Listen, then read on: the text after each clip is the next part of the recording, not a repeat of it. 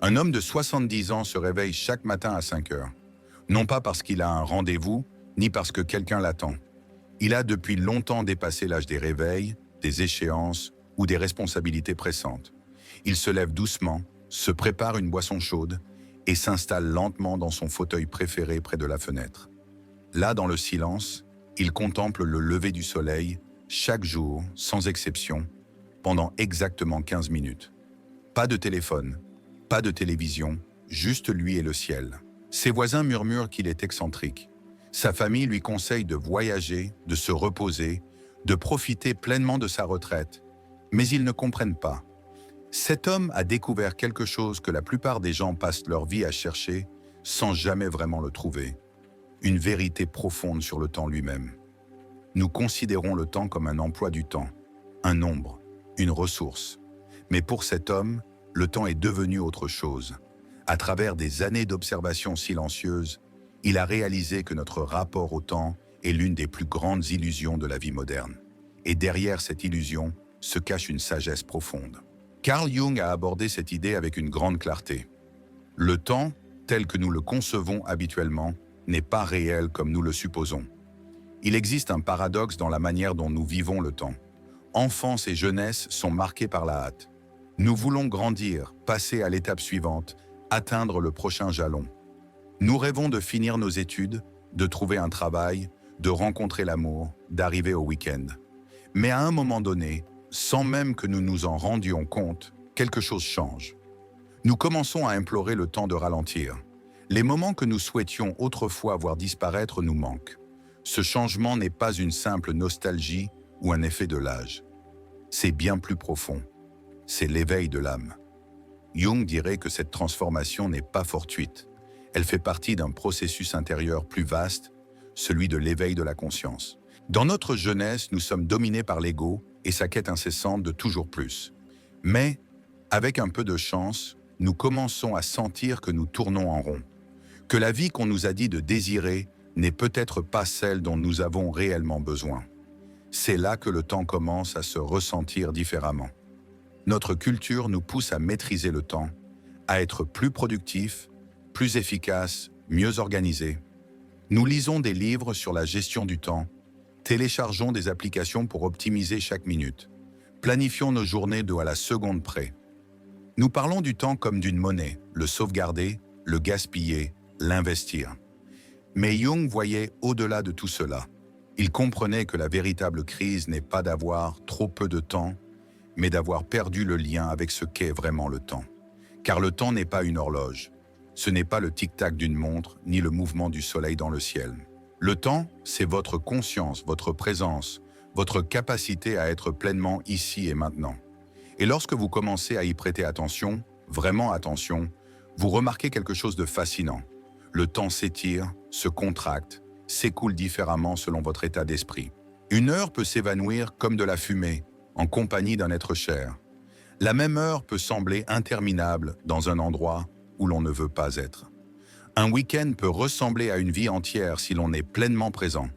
Et une année peut disparaître en un clin d'œil si l'on se contente de suivre le mouvement. Cette élasticité du temps n'est pas une illusion cérébrale, c'est un indice. Il nous révèle que le temps réel, le temps vécu, ne suit pas les règles que nous croyons. Il suit le rythme de l'âme. Imaginons deux personnes, toutes deux âgées de 40 ans. L'une a vécu chaque jour en pleine conscience, engagée, choisissant où placer son énergie. L'autre a traversé des décennies en pilote automatique, faisant ce qu'on attendait d'elle, repoussant ses rêves à plus tard. Chronologiquement, elles ont le même âge, mais en termes d'expérience vécue, elles sont à des mondes d'écart. Jung croyait que toutes les années ne se valent pas. Une année de vie consciente vaut plus que 10 années passées à somnoler dans l'existence. La différence ne réside pas dans la durée de vie, mais dans la profondeur avec laquelle on participe à sa propre existence. Dans la présence, dans le nombre de moments réellement goûtés, ressentis, habités. C'est pourquoi l'homme près de la fenêtre se lève à 5 heures. Non par obligation, mais parce qu'il veut être témoin de la vie dans sa forme la plus pure, la plus brute. Parce que dans ces 15 minutes, en observant le ciel passer de l'obscurité à la lumière, il vit quelque chose de pur, de sacré. Ils ne regardent pas le temps passer. Ils le rencontrent face à face.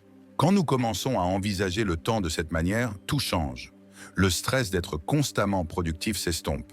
L'obsession de l'avenir s'adoucit. Nous cessons de traverser le présent en hâte pour atteindre un ailleurs. Nous comprenons que la vie ne se passe pas plus tard. Elle se passe maintenant. Et chaque instant où nous ne sommes pas présents est un instant perdu à jamais. Alors, arrêtez-vous, respirez, réfléchissez à votre propre rapport au temps. Combien de votre journée est véritablement vécue et non simplement traversée? À quelle fréquence êtes-vous pleinement présent avec les gens que vous aimez, avec vos pensées, avec le ciel devant votre fenêtre?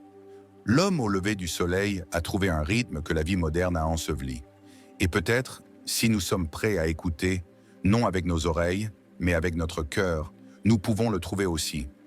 Pas en faisant plus, mais en étant plus conscient, plus ouvert, plus vivant. Car au fond, le temps n'est pas quelque chose d'extérieur à nous. C'est quelque chose que nous devenons. Quand ressentez-vous que le temps ralentit? Quand semble-t-il s'accélérer? Quel schéma émerge lorsque vous observez ces moments avec honnêteté? Les réponses à ces questions révèlent quelque chose de profond.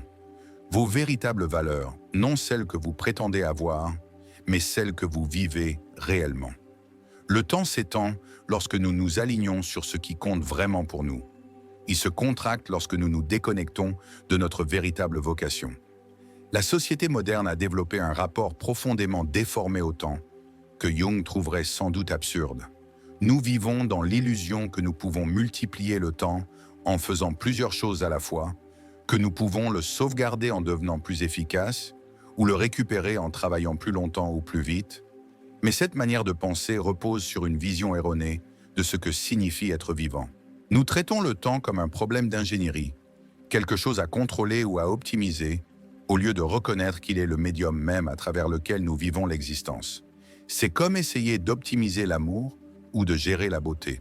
Ce sont des choses qui résistent aux formules. À cause de cette confusion, beaucoup atteignent la fin de leur vie en ayant été hyper efficaces, mais profondément insatisfaits. Ils ont gagné du temps, mais perdu du sens. Ils ont perfectionné les moyens, mais oublié les fins. Observez attentivement le rythme autour de vous, les conversations que vous entendez chaque jour. Combien tournent autour du fait d'être occupé? Combien de personnes utilisent le mot « occupé » comme s'il signifiait « important » ou « valable ». Cette équation moderne, occupé égale digne, est l'une des confusions les plus coûteuses de notre époque. Et la vérité la plus difficile à accepter est que beaucoup d'entre nous remplissent leur temps non parce que ce que nous faisons a une réelle valeur, mais parce que nous ne savons pas affronter le silence, le vide, le vertige que nous ressentons lorsque nous nous rencontrons dans l'instant présent. Jung en parlait clairement. Rien ne nous appartient vraiment, sauf le temps. Pourtant, c'est précisément ce que nous cédons aux autres, avec une rapidité terrifiante. Nous le donnons à des employeurs qui ne respectent pas nos limites, à des obligations sociales vides, à des distractions qui nous engourdissent, à des angoisses sur des choses que nous ne pouvons contrôler. Cela en dit long sur notre condition humaine. Nous préférons le stress d'être surchargés à la responsabilité de choisir consciemment comment nous voulons vivre. Nous préférons nous plaindre du manque de temps plutôt que d'affronter la vraie question. Pourquoi veux-je vraiment du temps? Car c'est là que tout commence. C'est là que notre compréhension du temps devient réelle. Le temps n'est pas quelque chose que nous possédons. C'est quelque chose que nous sommes. Ce n'est pas une possession, c'est notre mode d'être même. Nous sommes le temps incarné, la conscience se déployant instant après instant, insufflant la vie à chaque seconde. Et lorsque nous saisissons cela, notre manière d'habiter le monde se transforme. Chaque moment devient une occasion d'être celui que nous choisissons consciemment d'être. Il n'y a pas de distance entre nous et le temps. Il n'y a que la pure présence qui se manifeste maintenant. Jung le comprenait profondément. C'est pourquoi il croyait que chaque jour porte en lui le potentiel d'une vie complète. Pas comme une métaphore poétique, mais comme une réalité vécue. Chaque jour contient la naissance, la croissance, la plénitude et la mort. Chaque jour peut être une existence entière si nous le vivons avec une pleine conscience. Ceux qui comprennent cela ne reportent pas leur bonheur, leur amour ou leurs rêves. Ils n'attendent pas d'avoir plus de temps pour faire ce qui compte. Ils réalisent que le moment d'agir est celui-ci, maintenant. Cette conversation, cette décision, cette respiration. C'est là que la vie se passe pleinement. Prenez un moment pour réfléchir. Combien de fois avez-vous reporté des expériences significatives en attendant le bon moment? Combien de fois avez-vous dit « quand j'aurai fini ceci, quand j'aurai plus de temps, quand les enfants auront grandi, quand je serai à la retraite ?» Tous ces « quand » font partie d'une illusion commune. La croyance qu'un futur parfait arrivera, où nous aurons enfin la permission de vivre vraiment. Mais la vérité, aussi douloureuse soit-elle, est que ce futur parfait n'arrive jamais. Il y aura toujours de nouvelles excuses pour continuer à attendre. Et pendant ce temps, la vie, la seule que nous ayons, nous glisse entre les doigts dans le présent même que nous ignorons. Arrêtez-vous et regardez comment vous vous rapportez à tout cela. Quelle partie d'une vie significative reportez-vous? Quelle conversation importante évitez-vous? Quelles expériences gardez-vous pour un jour? Comprendre véritablement le temps ne nous rend pas impulsifs, mais nous fait réaliser quelque chose de bien plus profond. Le présent est le seul lieu où la vie se déploie vraiment. Selon Jung, transformer notre rapport au temps ne nécessite pas de méthodes complexes ni de techniques sophistiquées. Cela demande un changement radical de conscience, un passage de la mesure de la vie par la quantité à la vie par la qualité. Nous devons remplacer l'obsession de l'efficacité par une quête authentique de présence, transformer l'activité constante en un sens clair du but. La première étape est de développer ce que Jung appellerait une conscience temporelle, la capacité d'observer honnêtement et clairement comment nous investissons notre vie, moment par moment.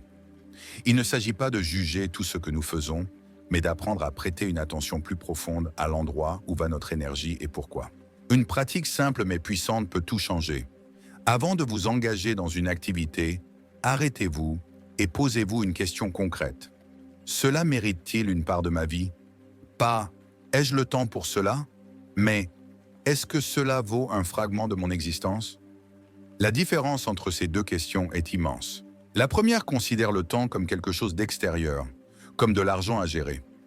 La seconde reconnaît que le temps est votre vie même, et chaque engagement est une décision existentielle sur la manière dont votre histoire se déroule. De cette perspective, beaucoup de choses que nous faisons par habitude ou par pression sociale perdent leur sens. Sérieusement, cette réunion a-t-elle vraiment besoin de votre présence consciente? Cette émission que vous regardez en pilote automatique chaque soir enrichit-elle votre sentiment d'être vivant? Cette conversation répétitive ajoute-t-elle quelque chose à votre existence? Et rappelez-vous, il ne s'agit pas de devenir un moine qui renonce à tous les plaisirs et connexions humaines. Il s'agit de choisir avec clarté, depuis un lieu où vous savez ce qui compte vraiment pour vous, et de décider consciemment comment investir la monnaie la plus précieuse que vous possédez, votre présence. Le deuxième aspect essentiel est d'apprendre à habiter pleinement l'instant présent. Peu importe l'activité choisie. Si vous décidez de faire la vaisselle, faites-le avec une attention totale. Si vous passez du temps avec un ami, que votre esprit ne soit nulle part ailleurs. Si vous travaillez sur un projet, que votre engagement soit total. Car lorsque nous sommes pleinement présents, même les tâches les plus banales se transforment. Pas par ce que nous faisons, mais par la qualité de la conscience que nous apportons à l'instant. Et quand quelqu'un comprend vraiment cela, sa vie commence à changer, discrètement mais radicalement. Il se peut qu'il ne change pas ce qu'il fait. Il peut garder le même travail, les mêmes relations, les mêmes responsabilités, mais quelque chose de profond se transforme dans la manière dont il le vit. D'abord, cette sensation chronique de manquer de temps disparaît. Non pas parce qu'il gagne magiquement plus d'heures dans une journée, mais parce que chaque heure est vécue si intensément qu'elle devient suffisante. L'anxiété à propos du temps se dissout lorsque nous réalisons que nous avons toujours exactement le temps nécessaire pour vivre pleinement cet instant. Ensuite, nos décisions deviennent beaucoup plus claires. Lorsque chaque choix est filtré par la question « Cela mérite-t-il une part de ma vie ?», nos priorités se réorganisent naturellement. Le superficiel s'efface sans effort. Ce qui compte vraiment devient limpide. Ensuite, nos relations s'approfondissent de manière incroyable. Car lorsque nous sommes véritablement présents avec les autres, sans être mentalement coincés dans le passé ou anticipant l'avenir, une connexion émerge qui transforme. Les autres le ressentent, ils perçoivent notre attention et répondent avec plus d'authenticité, plus d'ouverture. Enfin, une paix surgit, une paix qui ne dépend de rien d'extérieur. Une paix qui vient du fait de savoir que nous vivons authentiquement, que nous ne reportons pas ce qui est important, que chaque jour que nous vivons contient une réelle possibilité de plénitude. Cette transformation n'élimine pas les défis de la vie, mais elle change profondément la manière dont nous y faisons face. Les problèmes surgissent toujours, les responsabilités persistent, les difficultés apparaissent, mais nous ne réagissons plus depuis l'anxiété du temps. Nous répondons depuis la présence, depuis un lieu de calme concentré. Maintenant, imaginez ce que serait de vivre chaque jour avec ce type de conscience temporelle, de se réveiller chaque matin, non pas avec la panique de tout ce qu'il faut faire, mais avec la question: comment veux-je investir ma vie aujourd'hui? Si chaque conversation devenait une chance de connexion réelle, pas juste quelque chose à traverser avant de passer à la suite. Réfléchissez, quand avez-vous vécu ainsi pour la dernière fois? Quand le temps vous a-t-il semblé abondant? Pas parce que vous aviez plus d'heures, mais parce que vous étiez pleinement engagé dans ce que vous viviez. Ces moments n'étaient pas des accidents. C'étaient des aperçus de ce que la vie peut être lorsque vous comprenez la véritable valeur du temps. Tout au long de ce voyage, nous n'avons pas parlé de gestion du temps. Ce que nous avons exploré est bien plus profond.